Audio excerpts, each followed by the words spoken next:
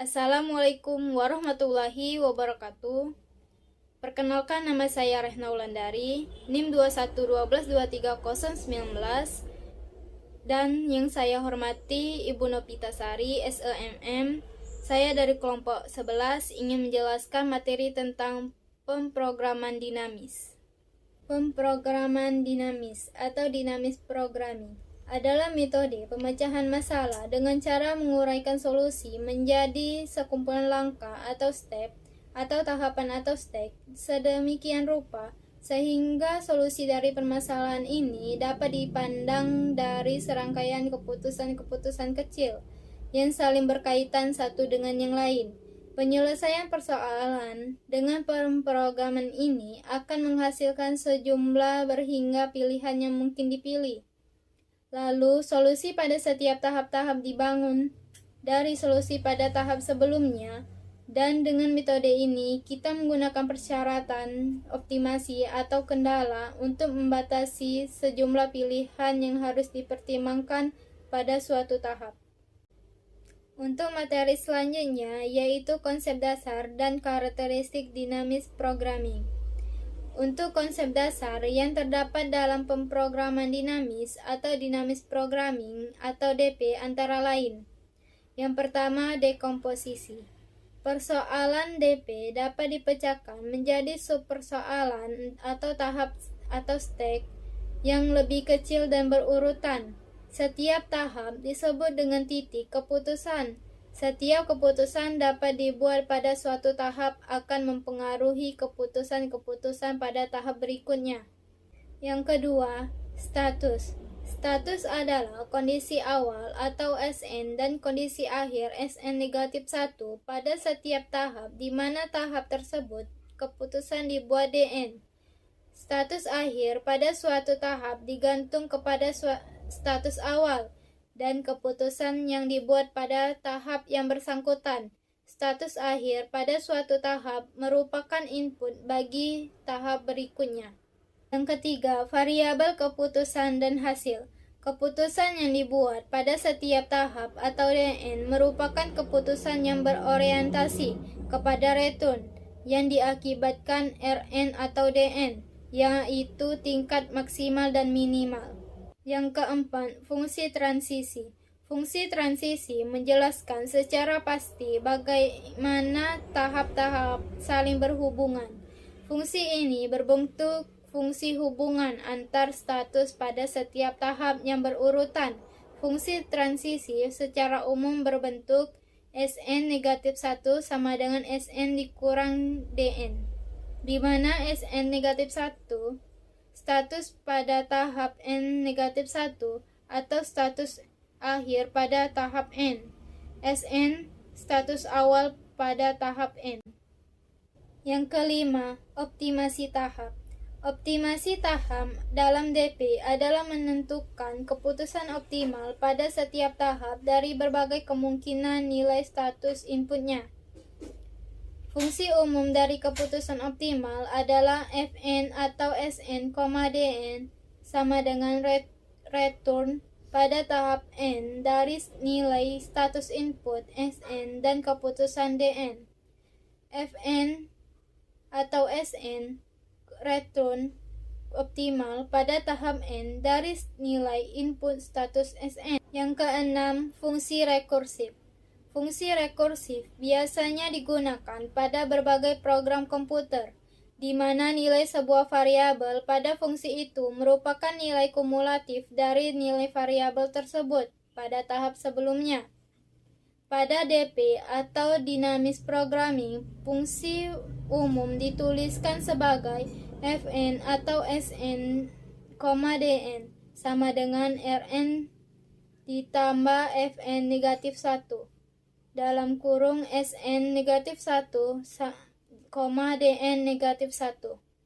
Untuk karakteristik persoalan yang dimiliki oleh pemrograman dinamis antara lain. Yang pertama, persoalan dapat dibagi menjadi beberapa tahap atau step, yang pada setiap tahap hanya dapat diambil satu keputusan. Yang kedua, masing-masing tahap terdiri dari sejumlah status atau stage yang berhubungan dengan tahap tersebut. Secara umum, status merupakan bermacam kemungkinan masukan yang ada pada tahap tersebut. Jumlahnya bisa berhingga atau tak berhingga. Yang ketiga, hasil dari keputusan yang diambil pada setiap tahap ditransformasikan dari status yang bersangkutan ke status berikutnya pada tahap berikutnya. Yang keempat, ongkos atau cost pada suatu tahap meningkat secara teratur atau steadily dengan bertambahnya jumlah tahapan. Yang kelima, ongkos pada suatu tahap bergantung pada ongkos tahap-tahap yang sudah berjalan dan ongkos pada tahap tersebut. Yang keenam, keputusan terbaik pada suatu tahap bersifat independen terhadap keputusan yang dilakukan pada tahap sebelumnya. Yang ketujuh, adanya hubungan rekursif yang mengidentifikasikan keputusan terbaik untuk setiap status pada tahap K, memberikan keputusan terbaik untuk setiap status pada tahap K plus 1. Yang kedelapan, prinsip optimalitas berlaku pada persoalan tersebut. Baiklah, untuk materi selanjutnya yaitu akan dijelaskan oleh rekan saya. Wassalamualaikum warahmatullahi wabarakatuh. Baiklah, Assalamualaikum. Perkenalkan, nama saya Sundari, NIM 2112123032 dari kelompok 11. Sebelumnya terima kasih kepada teman saya yang sudah memaparkan materi yang tadi.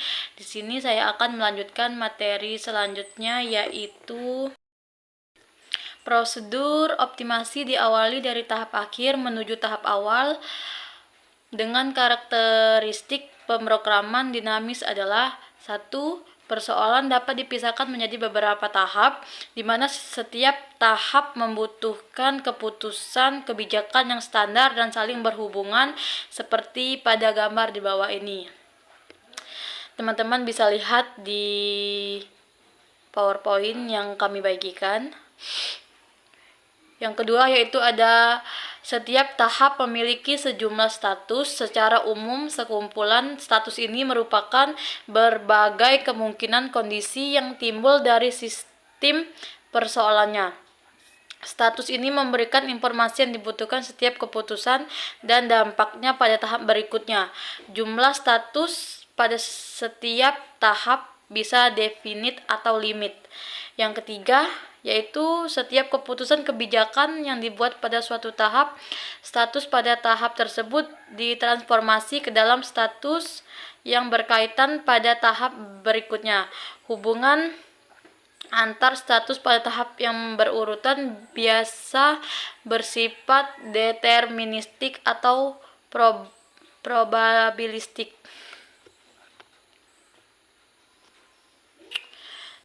Yang keempat, pada programa dinamis berprinsip kepada optimalitas yang dikembangkan oleh Bellman. Yang kelima, yaitu keputusan pada tahap berikutnya bersifat independen terhadap keputusan sebelumnya. Untuk menyelesaikan persoalan pemrograman dinamis dimulai dari solusi awal pada suatu tahap dan secara berurutan menuju tahap berikutnya dengan proses yang terbalik. Yang keenam yaitu ada solusi optimal yang dihasilkan pada setiap tahap berprinsip kepada hubungan dalam bentuk fungsi rekursif. Itu ada rumusnya: Fn buka kurung Sn max atau min Fn Sn Xn. Teman-teman bisa lihat di PowerPoint di mana Fn buka kurung Sn adalah hasil optimal dari keputusan pada tahap. Di sini saya juga menjelaskan tentang kelemahan dan kelebihan pada dinamik programming. Adapun kelebihan dari pemrograman dinamis antara lain: 1. Mengoptimalkan penyelesaian suatu masalah tertentu yang diuraikan menjadi sub-masalah yang lebih kecil yang terkait satu sama lain dengan tetap. Yang kedua, proses pemecahan suatu masalah yang kompleks menjadi sub-sub masalah yang lebih kecil membuat sumber permasalahan dalam rangkaian proses masalah tersebut menjadi lebih jelas untuk diketahui. Yang ketiga, Pendekatan dinamik programming dapat diaplikasikan untuk berbagai macam masalah pemrograman matematik karena dinamik programming cenderung lebih fleksibel daripada teknik optimasi lain. Yang keempat, prosedur perhitungan dinamik programming juga memperkenankan bentuk analisis sensitivitas terhadap pada setiap variabel status maupun pada variabel yang ada di masing-masing tahap keputusan.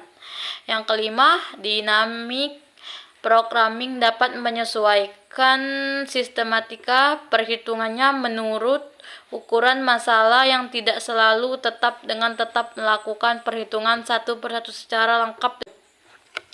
Sedangkan kelemahan dari pemrograman dinamis adalah penggunaannya dinamik programming jika tidak dilakukan secara tepat akan mengakibatkan ketidakefisienan biaya maupun waktu, karena dalam menggunakan dinamik programming diperlukan keahlian, pengetahuan, dan seni untuk merumuskan suatu masalah yang kompleks, terutama yang berkaitan dengan penetapan fungsi transformasi dari permasalahan tersebut. Baiklah, materi selanjutnya akan dijelaskan oleh teman saya. Assalamualaikum warahmatullahi wabarakatuh. Baiklah, untuk materi selanjutnya saya akan menjelaskan materi sebuah rute dari St. Louis ke San Francisco melalui beberapa kota antara seperti yang terlihat pada gambar jaringan berikut. Angka pada setiap garis penghubung merupakan jarak. Dari gambar rute tersebut, maka persoalan ini dibagi menjadi 4 tahap. Nomor tahap dimulai dari kota tujuan, berurutan ke kota asal. Baiklah, untuk step yang kedua, yaitu sistem keputusannya ialah kota 5, 6, dan 7. Sedangkan pilihan keputusannya kota 8 dan 9. Dari kota 5 menuju ke kota 8, 3 ditambah 6 sama dengan 9. Dari kota 6 menuju kota 8, 2 ditambah 6 sama dengan 8. Dari kota 7 menuju ke kota 8, 7 ditambah 6 sama dengan 13. Dari kota 5 menuju ke kota 9, 7 ditambah 8 sama dengan 15. Dari kota 6 menuju ke kota 9, 5 ditambah 8 sama dengan 13. Dari kota 7 menuju ke kota 9, 3 ditambah 8 sama dengan 11. Dan nilai maksimumnya ialah 9, 8, dan 11. Keputusan yang diambil 8, 8, dan 9. Baiklah, untuk step yang keempat yaitu sistem keputusannya kota 1. Sedangkan pilihan keputusannya kota 2, 3, dan 4. Dari kota 1 menuju ke kota 2, 3 ditambah 15 sama dengan 18. Dari kota 1 menuju ke kota 3, 5 ditambah 11 sama dengan 16. Dari kota 1 menuju ke kota 4, 2 ditambah 14 sama dengan 16. Dan nilai maksimumnya yaitu 16. Keputusan yang diambil 3,4. Pembacaan tabel-tabel ini untuk menentukan tingkat optimal adalah dari step 4, step 3, step 2, dan step 1. Rute optimal dalam jarak minimal adalah langkah yang pertama yaitu 1, 3, 5, 8, dan 10 dengan total jarak 5 ditambah 2 ditambah 3 ditambah 6 sama dengan 16, atau langkah yang kedua 1, 4, 5, 8, dan 10 dengan total jarak 2 ditambah 5 ditambah 3 ditambah 6 sama dengan 16. Baiklah, untuk materi selanjutnya akan dijelaskan oleh rekan saya. Wassalamualaikum warahmatullahi wabarakatuh. Selanjutnya saya akan melanjutkan lagi materi selanjutnya. Tentukan lintasan terpendek dari simpul 1 ke simpul 10 sesuai dengan gambar berikut. Teman-teman bisa lihat gambar yang ada di materi. Penyelesaian dengan pemrograman dinamis mundur. Misalkan X2 X4 adalah simpul-simpul yang dikunjungi pada tahap K, buka kurung, K 1, 2, 3, 4, tutup kurung, maka rute yang dilalui adalah 1 dikali 1 kali 2 kali 3 kali 4, yang dalam hal ini X4 sama dengan 10. Selanjutnya, pada persoalan ini tahap K adalah proses memilih simpul tujuan berikutnya. Ada 4 tahap. Status S yang berhubungan dengan masing-masing tahap adalah simpul-simpul di dalam grafik. Relasi rekurens berikut menyatakan lintasan terpendek dari status S ke X pada tahap K. F4 ke kurung S, C, SX4 atau buka kurung basis. FKS sama dengan min XK, C, SXK plus FK plus 1, XK, K, itu 2 rekurens. Teman-teman bisa lihat saja karena saya tidak bisa menyebutkannya. Di sini saya akan menjelaskan keterangannya. Keterangan di sini XK adalah peubah keputusan pada tahap K, kurung K sama dengan 1,2,3 tutup kurung. Sementara C, SXK adalah bobot atau kos sisi dari S ke XK. Selanjutnya yaitu FK, kurung S, XK adalah total bobot lintasan dari S ke XK. Yang terakhir itu FK, kurung S adalah nilai minimum dari FK, kurung SXK. Tujuan program dinamis mundur mendapatkan F1, buka kurung 1 dengan cara mencari F4, kurung S, F3, kurung S tutup kurung, F2 S tutup kurung terlebih dahulu. Yaitu selanjutnya tahap ketiga. Di sini tuh ada beberapa tahap ya teman-teman. Ada tahap 4, tahap 2, tahap 1. Teman-teman bisa lihat di tabel yang ada pada materi ini. Itu ada F4S, CS, X4. Di tahap 3 itu ada F3S min X3, CS, X3 plus F4 sama dengan X3.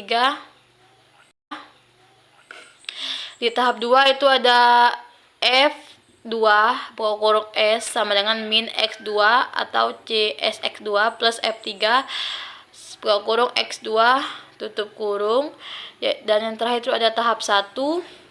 Ada rumusnya F1 S sama dengan min X1 CS X1 plus F2 buka kurung X1 tutup kurung. Solusi F optimum telah diperoleh, jadi ada 3 lintasan terpendek dari 1 ke 10 yaitu 1, 3, 5, 8, 10, 1, 4, 5, 8, 10, 1, 4, 6, 9, 10. Panjang ketiga lintasan tersebut sama, yaitu 11. Sekian, terima kasih penjelasan dari saya mengenai materi yang ini.